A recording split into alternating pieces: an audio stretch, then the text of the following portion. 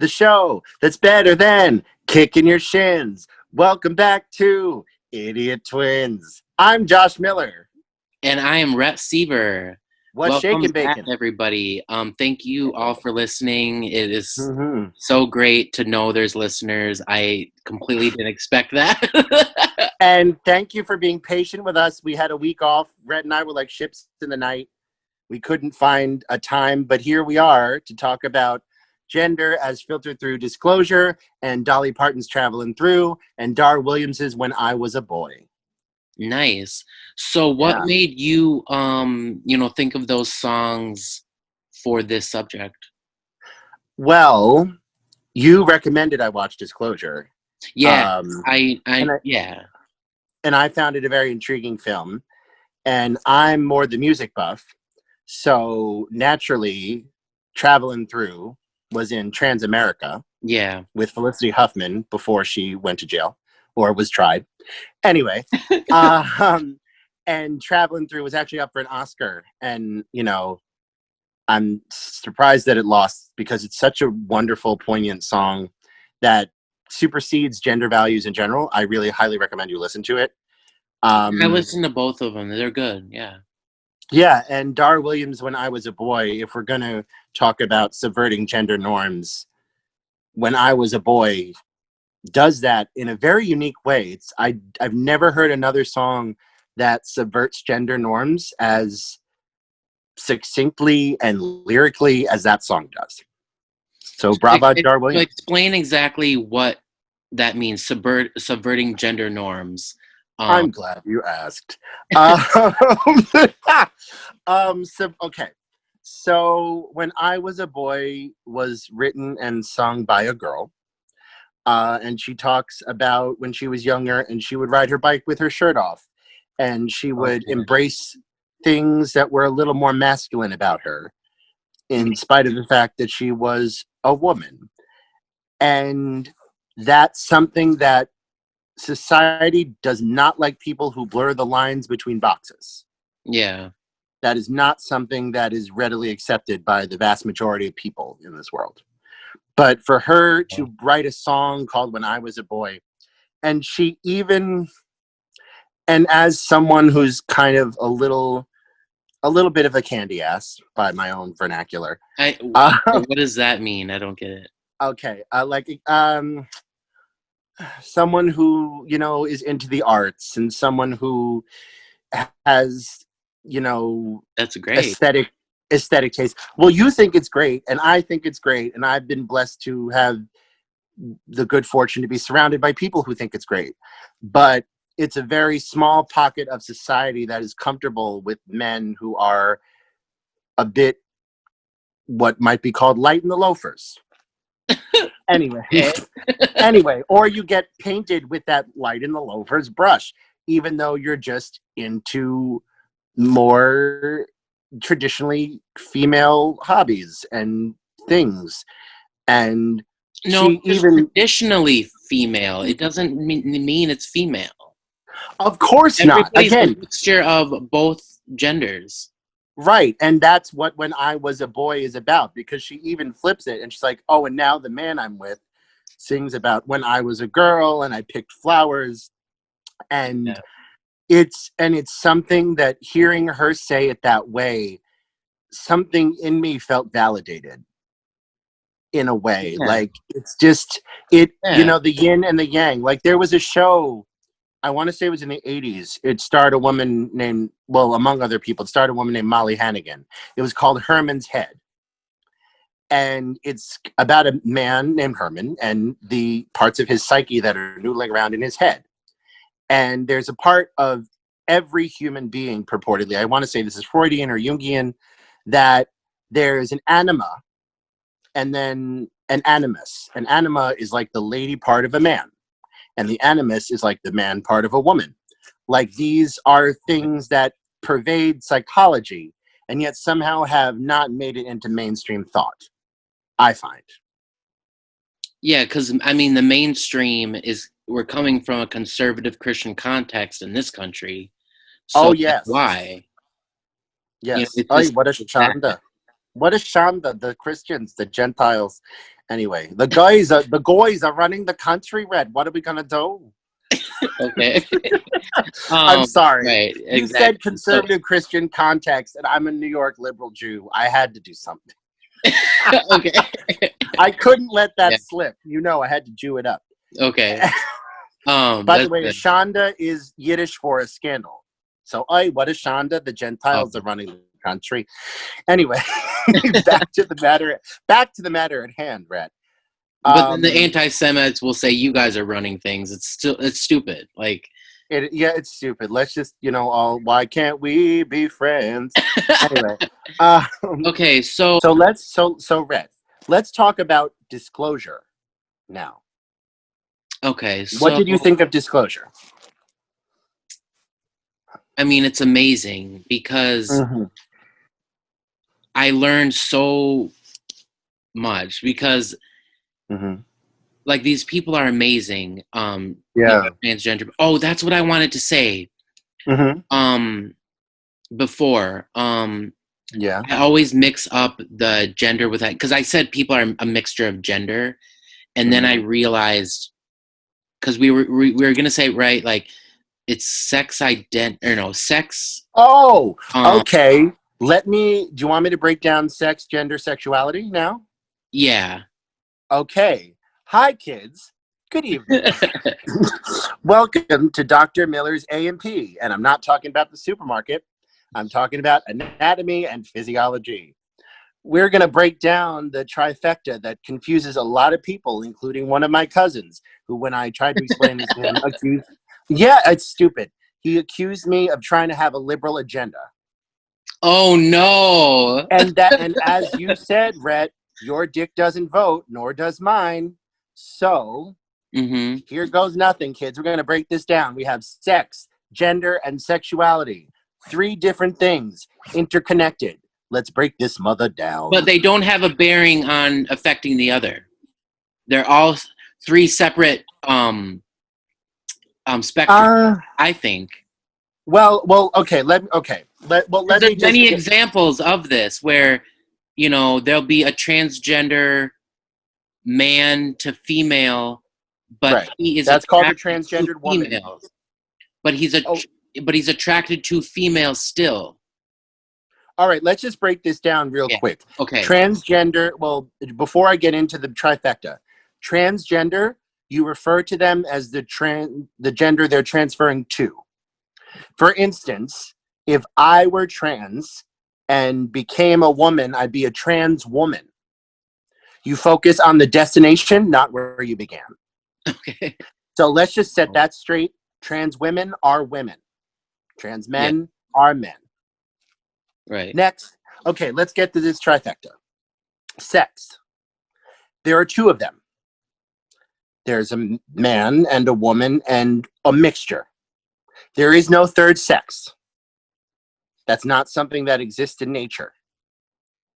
Right. It's either both or one or the other. Correct. True.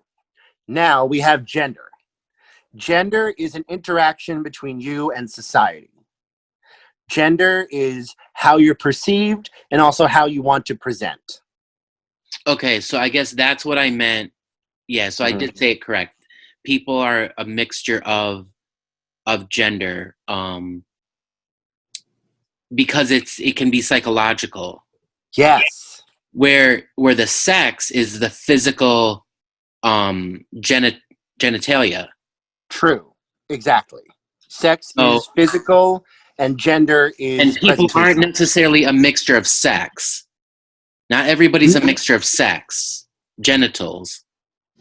Not everybody. It's rare. Most people are one or the other sex. Correct. But I think psychologically everybody is a mixture of gender. Oh yeah, I think it was Coco Chanel who said this. And Coco Chanel, it makes sense that she would say something like this. That I think it might have been her or Emily Dickinson. Either way, a purely masculine man and a purely feminine woman would be just as outrageous looking as someone who blurs the line. Yeah. Everyone is both. That's just how it is. Yeah.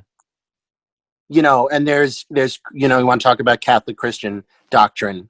There's and even in the last century, there's been very strict gender norms that have come into the public consciousness that were not so in other times. And Yeah, it's okay to be light in the loafers. ah, well, you'd have to go It's back the to ancient people Greece. who invented the saying "light in the loafers." They're the ones who are uncomfortable about it. There's nothing wrong with it. Like, anyway, light in the loafers. Have you heard a more pretentious phrase? Oh dear, he's a little light in the loafers. That's my Thurston. Like what? Like, oh, he's funny that way. Like, who are these people? He's gay. Next, he's bi. Whatever. yeah. Like, can everybody just get over it? Okay. Anyway, yeah, they can't. They can't get over it. But anyway, no, it's such a shame. Anyway, so. Okay, so gender is an interaction as far as how you present, what sex you look like, what sex you want to look like. That's gender. Then you have sexuality, which is who you fuck. You can be a trans woman who's interested in trans women, which makes you a lesbian. That's just how it is. You can be a trans woman who's still into men. There's all sorts of permutations. Yeah, that's about what I'm saying. The three spectrums have no bearing on affecting the other spectrum. No, but there is a fluidity between them, and I can understand why people conflate them and confuse them. But again, Mr. Miller's A&P class is here to set that straight. Yeah.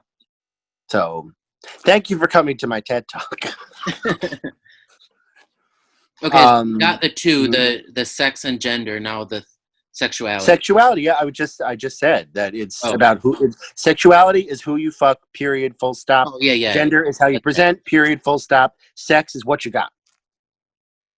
Yeah, and okay, so that's the summation. I think we can move on. Yeah, from that and now. Also, like I can, from my life experience, I can tell you that, being a gay man, I have met, you know, tops that are feminine acting, and also bottoms that are very masculine. So the whole, all three spectrums don't have a bearing on the other spectrums. I think that's what people think, but it's all you're born somewhere along each spectrum, except for sex. I mean I mean it's still a spectrum, but it doesn't have as many subtle sections as the other spectrums. Right, there aren't as many gradations. Yeah. But they're related. They're not intertwined, but they're related.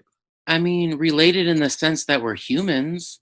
But I mean, in order to fuck, you have to have something to fuck with. Like, that's all I'm saying. That's what I mean. Like, we're just humans. Like, right. But I'm just saying that's why people conflate them, because people are intellectually lazy, I think. Do you mean conflate them by thinking like, oh, if you're one place on one spectrum, you must be in that same place in the other spectrum?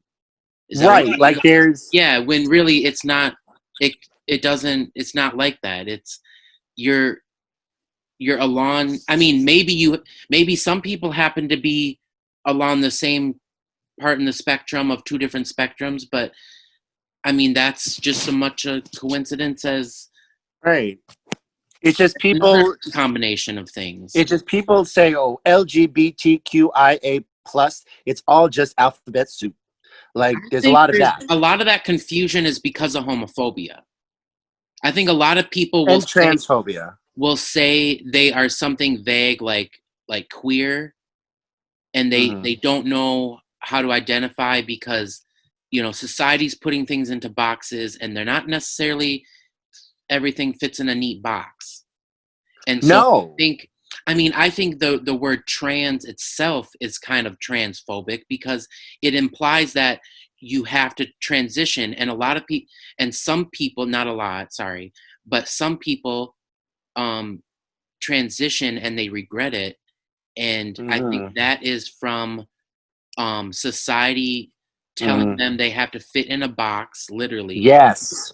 And so and they you know, I don't think we're meant to transition because sometimes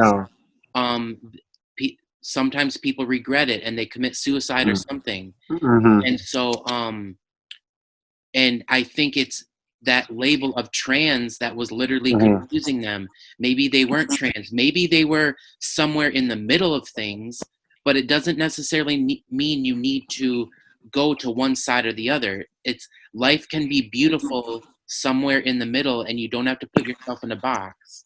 Right. And it's funny you mentioned that about transgender people, because I have a similar story. I mean, it's not personal, but it's from like the same thing happening with someone's sexuality.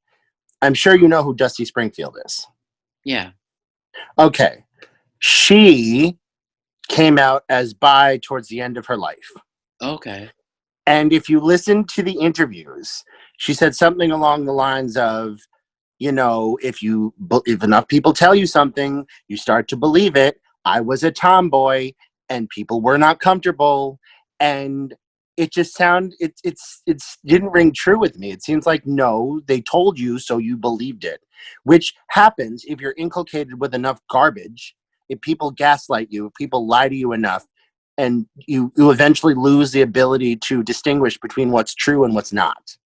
Wait, well, if she was a quote unquote tomboy and people were telling her that, why is that lying to them? Why are they lying to her? I don't get it. Well, because people were uncomfortable with her being a tomboy and probably like, oh, you're a butch les. Oh, you're bi. Right. And you hear that enough and something in your brain goes boing, and you just embrace it. I think it's, again, rest her soul. God rest her soul. But it seemed like she was bullied. Well, no, there's nothing wrong with that. There's something wrong with people being uncomfortable about it. Right. That's what I'm saying. And she was bullied into embracing something that might not have been true, because people were not comfortable with a woman who acts, quote unquote, masculine. Right. And that doesn't, right. It doesn't mean like she's just a masculine woman. That's all it means. Right. Because and these norms hurt everyone. Another thing is that sometimes you'll meet somebody who, you know, they're in a straight relationship, so obviously you know they're straight, but then they might act feminine or masculine. Well, no, if they're a straight relationship, they could be bi. You don't know. Yeah, or something. But what I'm saying is that, like, if they're old enough to the point where you know that their life's not getting uncomfortable to the point where they have to quote unquote come out of the closet, right? So you know that, oh, they must be a comfortable person who is straight. They just happen to act masculine or feminine, the opposite of their traditional gender, right? Yeah. And so excuse me, I think that them being an older person in a straight relationship proves that they're not in the closet, and it proves my other point in that the three spectrums don't have a bearing on the other spectrums. Right. Don't have bearing. I mean, Native American tribes believed in 12 genders at least. Like, genders were much more numerous. Yeah, and so right, and it's probably those 12 things are a combination of the three spectrums. You know. Yes, I'm sure there was an interaction. Being a straight man who's feminine, blah blah blah. You know. Yeah. All gender those, is different combinations. I would say, yeah, gender is kind of the bridge between the physical and the way you interact with the world. Yeah, the physical and the mental. Exactly. Yeah. And other people's mental. Yeah. But that's interesting. What do you mean by other people's mental? Well, gender always has a performative quality to it. But what do you mean other people? What does it matter that other people think? Because gender is, as much as you present, other people have to perceive you that way as well. And sexuality, please, that's very much a two-person, or at least two people, if that's more your thing. Talk about other people, and do you mean like there's sometimes a confusion because you know what I mean? Because like it really shouldn't. Well, gender is very complex. Gender is person to person in the context of the broader context of their culture. Gender right. is So if your culture has a lot of homophobia, people are going to not present the way they want, and right. that's Well, going to transphobia, cause right? confusion.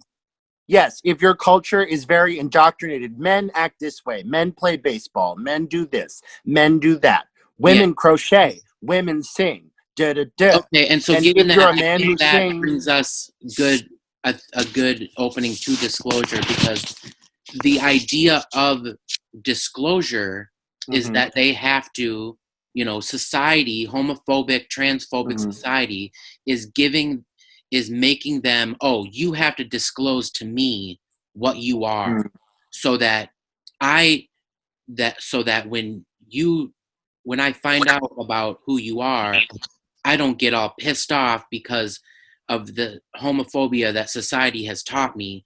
So I have to, mhm. do you know what I mean? Like, Yes, there were if there there was was no homophobia, we wouldn't need disclosure. That wouldn't matter.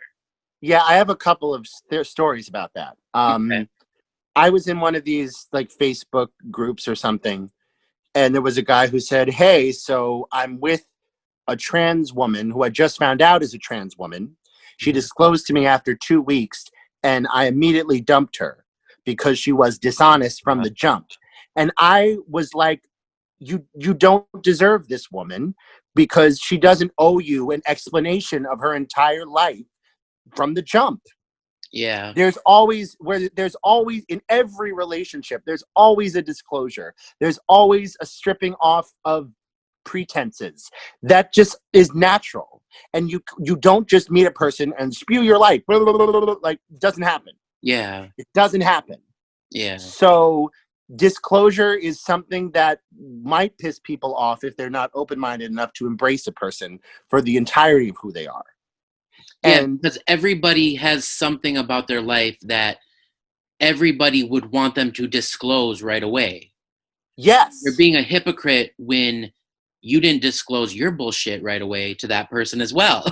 Do you know what I mean? preach, And then preach. a transgender person only has quote unquote bullshit because of the transphobia and homophobic society. Ding, ding, ding. And so and so there you go. Like, there Mm-hmm. shouldn't basically the point is there shouldn't have to be disclosure. And so Right. um And it every should be evident. A person's gender should be evident in how they dress, what they say, and what they do, and that sort of thing. And yeah, one more thing. yeah. One more thing. There was I think there was an argument in disclosure that I found strange that they omitted. What And how did they omit it? How did you know they admitted it? no, They were omitted, committed. like did not include. Right. Because there's an argue if you're going to argue Okay. that there's a physiological component to gender, there's at least one study that's proven that you scan a brain of someone who's trans, and more often than not, the brain scan resembles the gender that they want to transition to. Right. So if you're going to present a cogent argument for not being transphobic, which you shouldn't have to because people should have empathy and live and let live and fundamental respect for lives that are not their own, Yeah. I feel like that should have been presented. Like, brain scans show that there's a biochemical physiological component to being trans that does not occur in all strata of society. Maybe they didn't disclose it because they didn't have Ah, ha, ha. to. I don't Because know. that's also Who knows? very personal, and yeah. Well, I mean, it would have been interesting, and it is. It's interesting when like science is brought into arguments like this. It doesn't Mhm.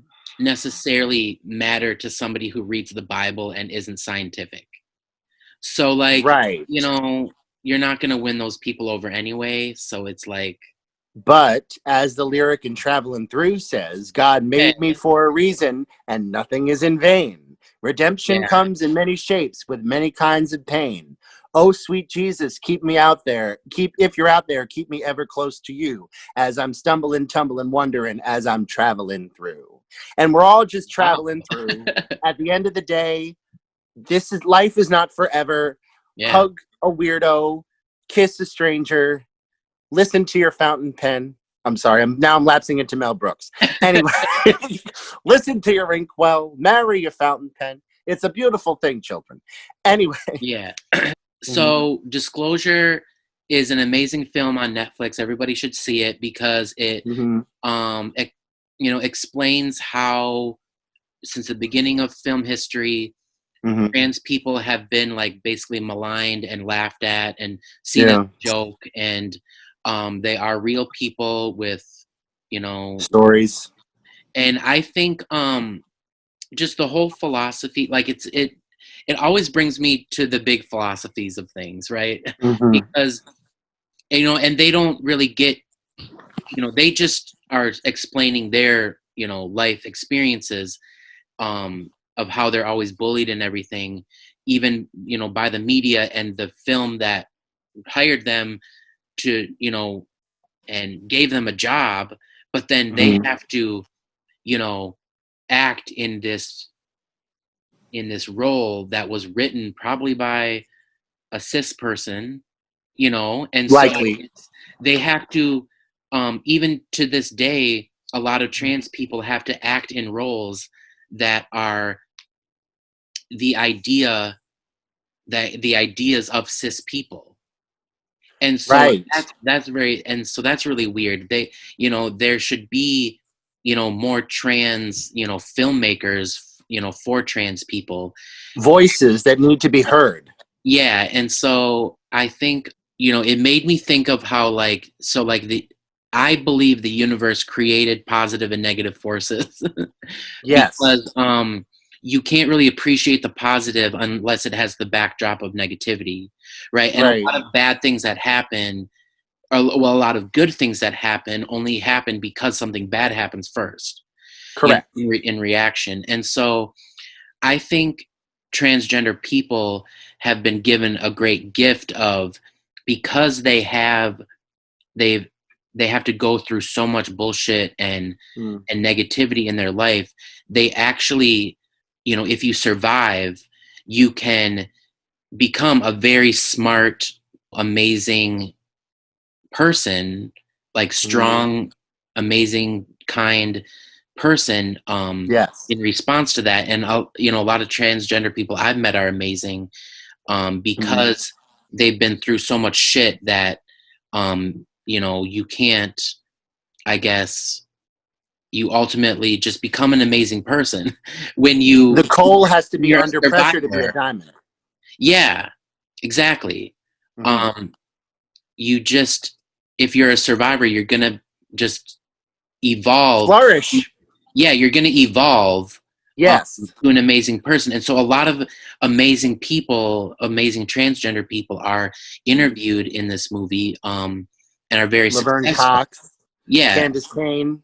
Yeah, all the transgender superstars are in this movie because I think that's what made them amazing. In such a minority of demographic, there are a lot of successful people because they've evolved, because of all the bullshit they've had to deal with. They've evolved so much, and that's why you can have a show like Pose that is so mainstream on a mainstream network, because it's about transgender Black females are the main characters, but that's such a minority of people. But I think the reason it can be like a mainstream show is because those people are so evolved because of the bullshit they've gone through. That's why they are finally having a success in bringing that show to life, because even though it's a minority, they're very strong, amazing people. And so I think that's why those two things can exist. And Pose also is one of the first shows that doesn't paint trans people in a busted light. They're not like, oh, you're a he, she. Like, they're presenting as they're trans women that they became. and that's the most authentic version of who they are. And any human being can ask of any other human being is to be their most authentic self at all times. And so, yeah, they talk about all the problematic characters, trans characters that have been portrayed in the media through history.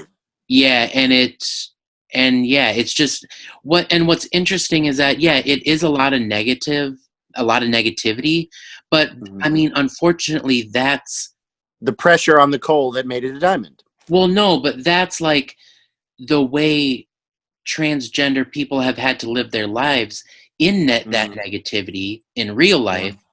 And so in a weird way, it kind of is true, even though the cis people, the cis white men hired to write a lot of things, right, that are writing these characters in an unauthentic way.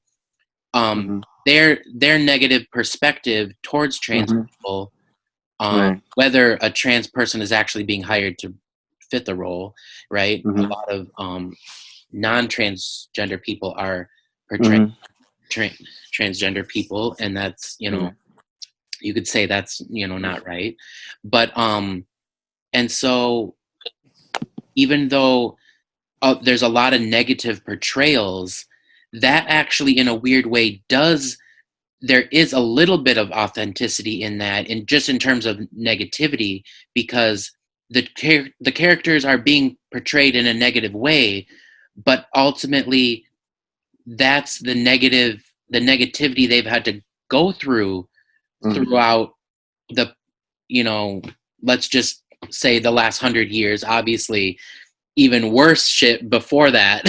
but even I don't know if the trans community, the film industry kind of gave it credence. I'm not sure how many trans people, I don't remember in the film them discussing before the film industry.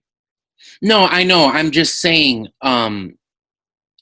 right, throughout human history, they've had to deal with some shit, man. You know what I mean? Yeah, I'll say. And so what's funny is that,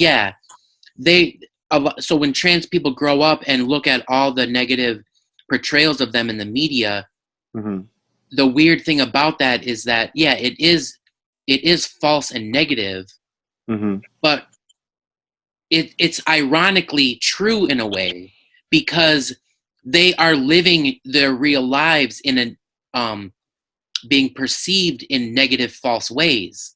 So of course they're going to be portrayed in the media in negative, false ways.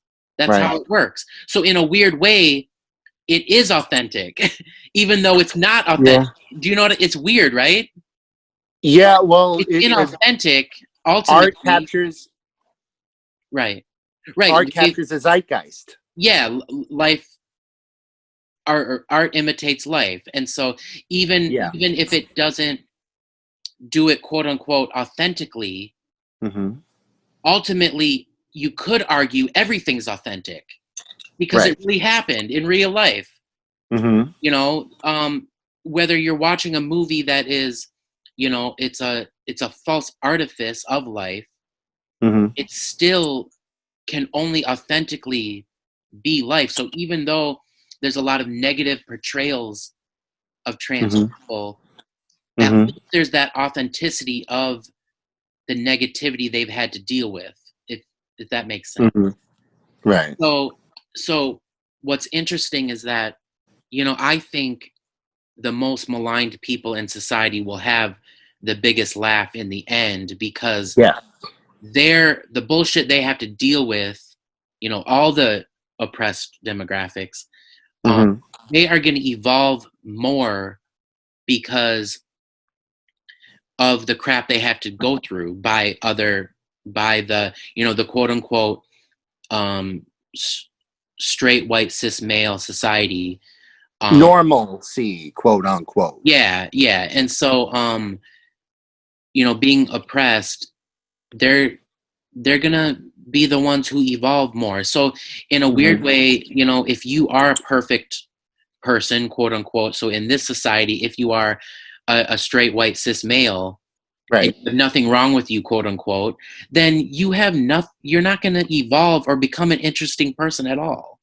No. And so so what I think is, in a weird way, maligned people are very lucky because, you know, they get to experience a very interesting life through the negative bullshit they have to go through.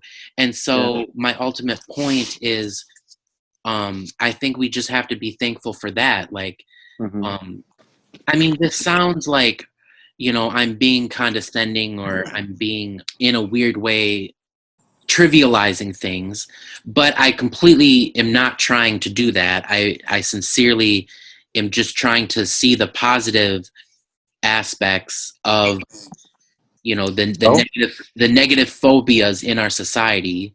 I'm just trying to see, like, the light, the positive. And I think the positive in that is that, an oppressed demographic like transgender people, at least they get to evolve and become amazing people if they're survivors, if they're lucky to survive. And that, I mean, is, I think, in a interesting way, way luckier than being, because when we're younger, we just want to be quote unquote normal. We don't realize our, quote unquote freakiness. Uniqueness. Uniqueness, me being gay, whatever, me being Jewish, that kind of thing. Yeah, or et cetera, whatever our, like, minority status is. We think it's, a negative, but we grow up and we realize it's actually a saving grace and a positive. And we should feel very lucky that we are not straight white cis males. It's still equality. Like, I don't want to, like, attack straight white cis males and then be like a hypocrite, because then everybody's a bit weird. Well, no, because then you're attacking a demographic, and that's exactly what you don't want to happen to you. So you can't be a hypocrite. Right. I'm just saying, like, straight white cis males just happen to be the historical demographic that everybody agreed was the greatest. And so straight white cis men, let your freak flag fly. And the irony, the irony is that, it's not interesting to be the greatest.